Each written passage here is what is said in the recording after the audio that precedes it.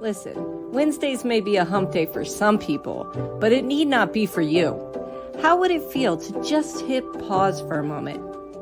A chance to refresh and re-energize your mind, body, and spirit. Let's find out together on the Water Yourself Wednesday show. Tune in as real women share their stories of triumphs and transformations and how they have manifested the lives that they desire and truly deserve.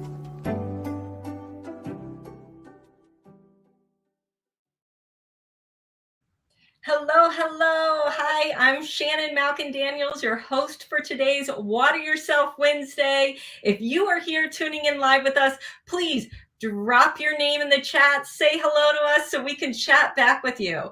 Today, I am joined by Michelle Didner. Michelle is a functional nutritionist and yoga teacher with over 20 years of experience. She offers deep knowledge and understanding of holistic health and nutrition that informs her work in movement, the relationship between the mind and the body, and skills to optimize health.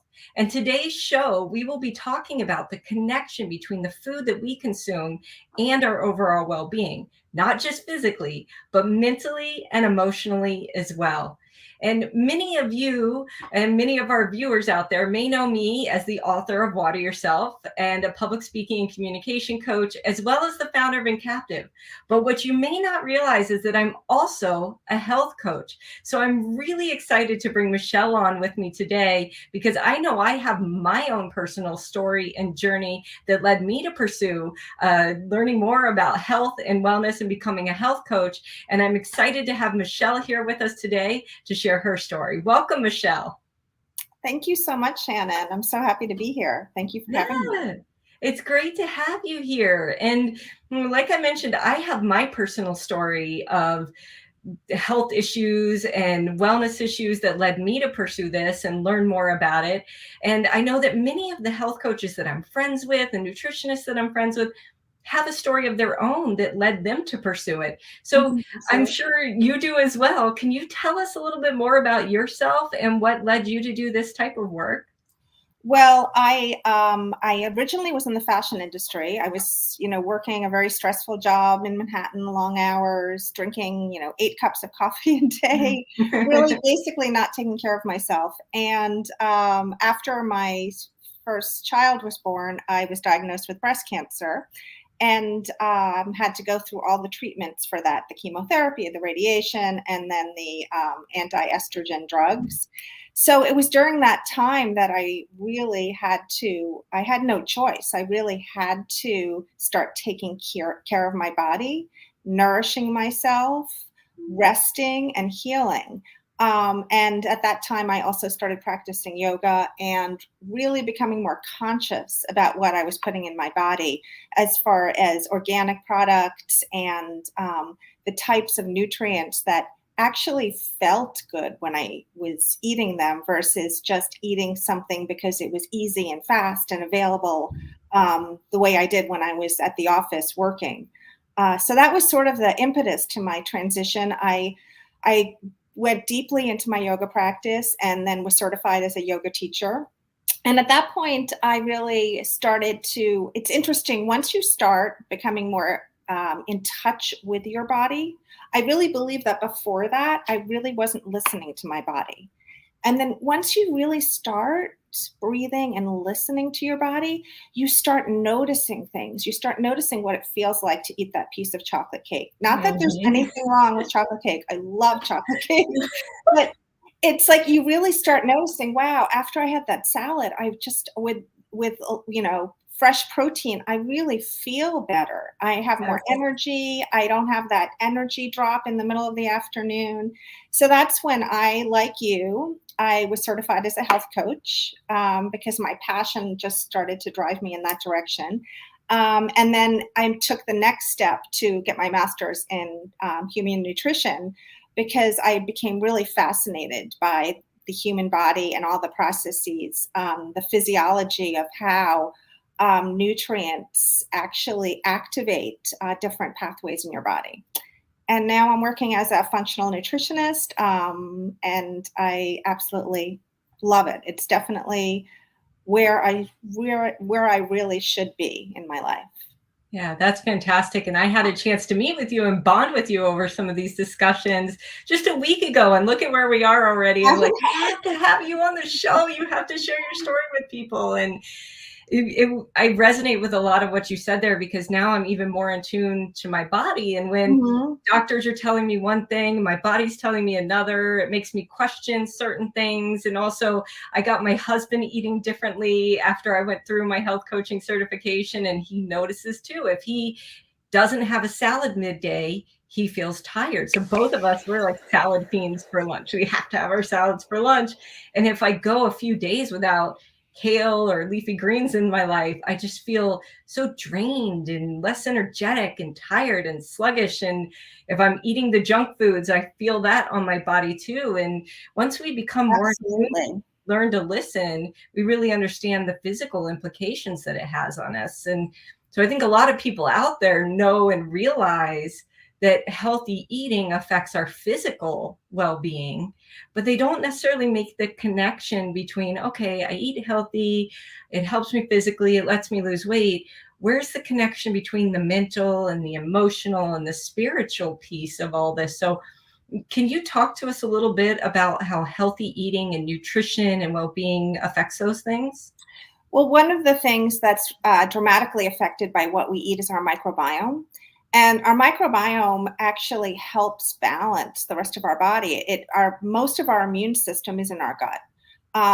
At the same time, there are different communities of bacteria, and they all actually are there they eat and process the foods that we're eating.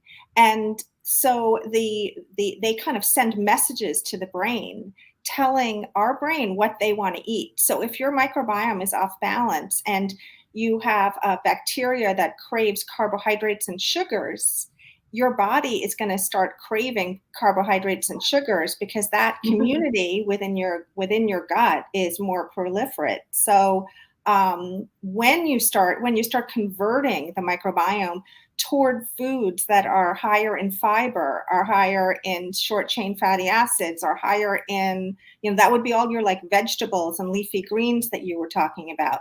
You're going to start, and proteins, like healthy proteins, you're going to start to grow that neighborhood within your gut that's going to start to signal the brain that those are the foods that they want.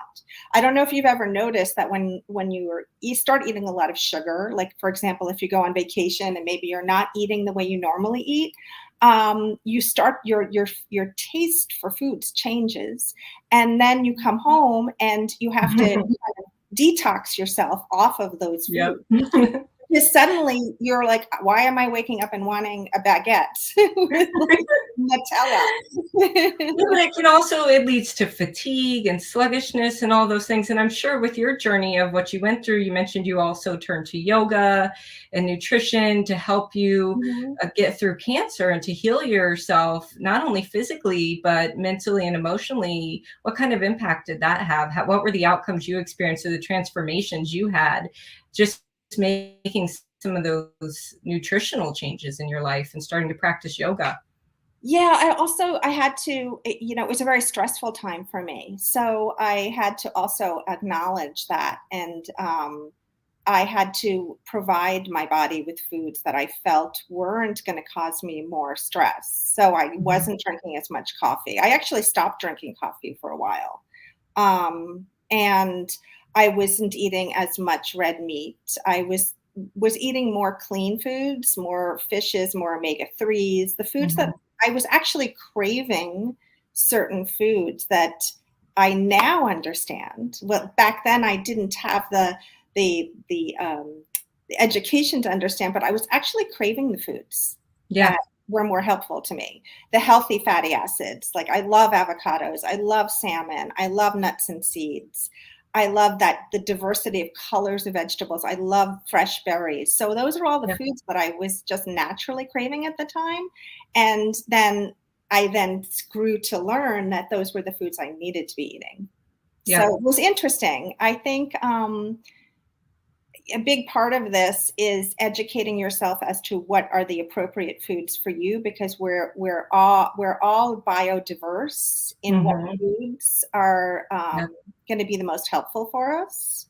I'm a functional nutritionist right now at Wheelhouse Center for Health in Fairfield, and we do a lot of epigenetics as far as determining what are the foods appropriate for each one of our patients. So it's really precision medicine, and Yeah. we're really looking at the individual. And it's funny because sometimes people tell me those are the foods I like, Yeah. but I'm By eating. your individuality, right? Yes, yes. Yes, absolutely. And then these foods, they play into our mental, our emotional. People don't realize the food, like you mentioned, coffee elevating your stress and things like that. People don't realize how food affects mood and cravings, and how not fulfilling those cravings can affect your mood, and how eating the wrong things can make you not be able to think straight or feel right, and how that then in turn starts to become this vicious cycle. And we talk, like I said, a lot about the physical and how positive self-image is maintained, and we know that food changes the way our self-image is. But do you have any routines for yourself that you do to maintain a good mood and a positive self-image? Do these include food? I know you mentioned practicing yoga. What would be some of those routines? Okay, so definitely movement of any kind. Every morning I get some movement in, whether it's a walk, whether it's some kind of exercise or yoga. And the other thing that I do is I really think about balancing my blood sugar. So it's what we call food pairing. If you eat a carbohydrate just alone, like if you have a cookie, like if you don't sleep well and you wake up and you're very tired, you're going to maybe crave carbohydrates, which is what I do, because my body's Me tired too. and it wants energy and it wants it fast and it doesn't want to work hard to create that energy. So it gets that sugar in and it gets that pump of energy. And but then you get really tired, 2 hours later. So one of the things I really work hard to do is balance my macronutrients. So I really try hard to make sure that I'm getting a protein, a fiber, a healthy fat, and a little bit of a carbohydrate, because I find that balances not only my energy level, but it also balances my mood. So when my energy is balanced, my mood is also balanced. I don't get tired. I don't get brain fog. I can stay more even keeled. And that really has to do a lot with blood sugar and balancing the blood sugar. Yep. Which I Yeah. think is something we often forget. Yes. Yeah. And you've talked a lot about balance and certain things that you eat and spikes in blood sugar and all of that, and how you incorporate movement. For me, I found movements very important too. I used to be a strictly go to the gym at night kind of person. And because I'm not a morning person, I never have been my entire life, but I started forcing myself to get up in the mornings and go to the gym before I start my day. And I find that I'm much more energized throughout the day when I do that. And I just feel better. I sleep better. I eat better because I've started my day off on the right foot. And that's really helped me Absolutely. be better. And that's been a huge difference. That one small change from going to the gym at night to going to the gym in the morning made a huge difference in transforming my overall mental and physical well-being. And then when you're talking about balancing macronutrients and stuff and bioindividuality, how do you then clarify for those that are listening out there what works for you and what doesn't when it comes to healthy eating and setting boundaries? Like, I personally live by a 90-10, sometimes an 80-20 type of rule. Like, we were laughing the other day over sandwiches, how we never eat sandwiches. This is such a treat for us, right? Because I try to avoid lunch meats and things like that. But how do you clarify for our listeners out there where those boundaries are and what is right for them personally? Well, I definitely think like an 80-20 rule is important to keep in mind. We can't be perfect about everything we eat, because that's actually going to create anxiety. Yes. It's going to actually raise our cortisol, which is actually going to raise our blood sugar, and then that we could have a whole show just about that. But you really want to allow yourself to have those treats every once in a while. I think that's really important. But to just kind of understand, like manage it around healthy eating, so that you're not, so there's balance throughout your day, so that maybe you're having, you're starting the day like you do. You're starting the day working out, so you're starting on the right foot. You're probably having a healthy breakfast. That's what I always try to do, is I start my day always on the right tone with the healthy foods, whether it's a smoothie or, sometimes I have a salad for breakfast. I love salads for breakfast with eggs. I have eggs with veggies. I always stir fry a bunch of different vegetables in there. It's like broccoli and mushrooms and spinach, and I mean, you name it. If it's there, I throw it all in there and I saute it up and mix some scrambled eggs in there with it. And it's like my favorite thing. And when I don't start the day that way, something feels a little off. Like my day to day didn't get started that way. So something felt a little off. I haven't been as energized, even though I did go to the gym first thing. And you need the protein. So we really need more protein than we think we need. And also depending on our age, the other thing, so I'll get back to that, but we need more protein when we exercise to help balance our mood. We need protein in the morning. And if you start your day off right, if you have that like treat sometime later in the day, it's really going to be offset by all the other healthy foods that you've been nourishing your body with. So I really try to stick by that rule of not, having an absolute. I allow myself to enjoy foods, the way like Europeans do, small portions, a little of everything. Yeah. And that's where that mental and emotional piece comes in too, right? So many people do these restrictive diets that just say, eat this, don't eat that. You can have this, you can't have that. And that's why a lot of these things ultimately fail and people end up rebounding and gaining more weight because they just give up and give in to the whole process. And it's more stressful than anything. And when we're stressed, our body releases cortisol. Cortisol leads to weight gain. I mean, come on, ladies here, let's reduce the stress in our lives. Let's be kind to ourselves, right? We have to be kind to ourselves. And I think eating is, especially for women, I think eating is a place where we tend to punish ourselves and we tend to like deprive ourselves. And food shouldn't be about depriving ourselves. It should be something we enjoy. So as long as we are appreciating and grateful for the food we're eating. And the other thing that I wanted to really emphasize is that we also should be eating, when we eat, we should be calm. Like all this eating on the go, eating in the car, eating fast food, eating standing while we're running around the kitchen, getting ready in the morning. We're actually eating we want to be in our parasympathetic nervous system, which is our rest and digest. And when we're racing around, we're basically in our sympathetic fight or flight, and our digestive system is shut down. When we're not releasing hormones, we're shutting down everything that we need to do physiologically to digest and absorb that food efficiently. And then it creates a whole other cascade of chronic diseases because we're basically eating, but we're not receiving. So I always tell my clients and my patients, slow down before you eat. Take that pause, sit down. Chew. I mean, we don't do family meals anymore. We don't, in our culture, we don't even go out to lunch. We sit at our desk. It's very important to provide time to enjoy what you're eating. And that is actually probably one of the most important takeaways that I can give people is, just slow down. Yeah. And I was about to ask you, we have about 1 minute left. What would be one final takeaway to leave our audience with that led you to personally experience the transformation that you have, going from, having breast cancer to healing your body, healing your mind, being a complete 180 from fashion into functional nutrition and being a yoga instructor? What's that big takeaway you have for folks listening? I would say to be present, like pay attention, listen to your body,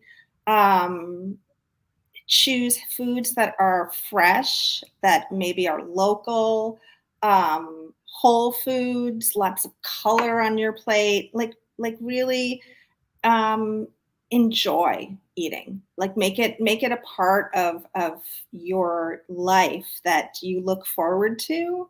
And also just to share what you enjoy about eating. But most importantly, I would say listen to your body. Like really pay attention and listen and enjoy. Like find pleasure in food, which I think is a message that we could all use. You heard it here first, folks. It is okay to enjoy eating. And you should enjoy eating, and it should be an experience. Well, Michelle, thank you so much for being here today. Thank I feel you. like we could talk about nutrition for 3 hours straight and just not run out of things to talk about. But unfortunately, we're out of time. So thank you so much for being here and for sharing your message and your transformation with us and this important information with the audience. And how can people get a hold of you if they want to learn more? Well, I have a website. It's michelledidner.com. Also, I am a staff nutritionist at Wheelhouse Center for Healing in Fairfield, so you can reach me there as well. I don't have the phone number in front of me, but perhaps there'll be show notes and I can include that as well. Sounds great. I look forward to connecting with all of you. Well, thank you. And for all of you who are tuned in here and all of you that are catching the replay, make sure to drop your favorite nuggets from the show right there in the chat for us. Tell us what kind of stuff you want to hear coming up on the show. And make sure you join us for the Water Yourself Retreat coming up April 19th through the 21st, 2024 at the Mansion at Glen Cove in Long Island. And I think we're going to be showing some details about how you can do that right now. Thanks for joining us. Thank you for tuning in to the show. We hope the stories shared have inspired you to water yourself. Your transformation begins here. Until next time, keep on manifesting the life you desire and truly deserve. The Water Yourself Wednesdays show is a production of Engage LLC and is brought to you by Water Yourself Retreat. Get more information about the event and community support at wateryourselfretreat.com. You can also follow us on your favorite social media platforms, LinkedIn, Facebook, Instagram, or YouTube.